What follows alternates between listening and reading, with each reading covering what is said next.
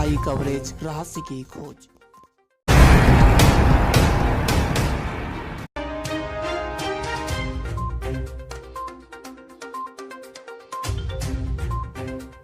UP police का सिपाही फिलिस्तीन के लिए जुटा रहा था चंदा। पता चलते ही योगी की पुलिस ने रातों रात घर से उठवा लिया। कांस्टेबल सोहेल अंसारी को फिलिस्तीन का समर्थन करना ज्यादा महंगा पड़ गया। यूपी के सीएम योगी आदित्यनाथ ने साफ बोल दिया था कि इजराइल फिलिस्तीन पर भारत के स्टैंड से अलग बोला तो कड़ी कार्रवाई होगी, और अब एक्शन भी शुरू हो गया है, क्योंकि योगी जो कहते हैं वो करके भी दिखाते हैं। दरअसल फिलिस्तीन समर्थित हमास के आतंकियों द्वारा इजराइल पर हमले के बाद अब इजराइल ने पलटवार किया, और जब से इजराइल ने पलटवार किया है तभी से दुनिया भर के मुसलमान फिलिस्तीन के समर्थन में विरोध प्रदर्शन कर रहे हैं। इसी क्रम में उत्तर प्रदेश के बरेली में फिलिस्तीन के समर्थन के लिए चंदा जुटाने का मामला प्रकाश में आया। इसे लेकर सोशल मीडिया पर कई पोस्ट वायरल होने के बाद यूपी पुलिस हरकत में आ गई है।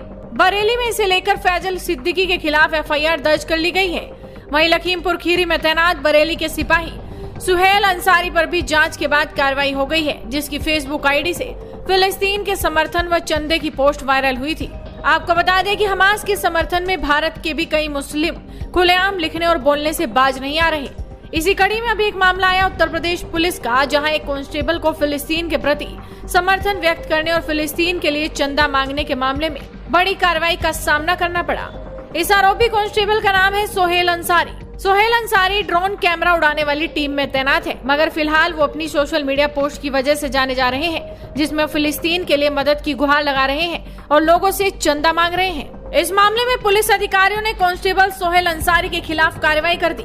फिलहाल सोहेल अंसारी को सस्पेंड कर दिया गया है, बाकी जाँच की जा रही है। पुलिस ने इस बारे में क्या कुछ कहा, आप जरा सुनिए। ये सोशल मीडिया पे एक फिलिस्तीन के सपोर्ट में एक संज्ञानु एक आरक्षी द्वारा उसका समर्थन करने तथा उसके पक्ष में कुछ पैसा डोनेट करने की जो है अपील संबंधी एक पोस्ट थी, वो हुई थी, और संभवतः वो बरेली से हुई।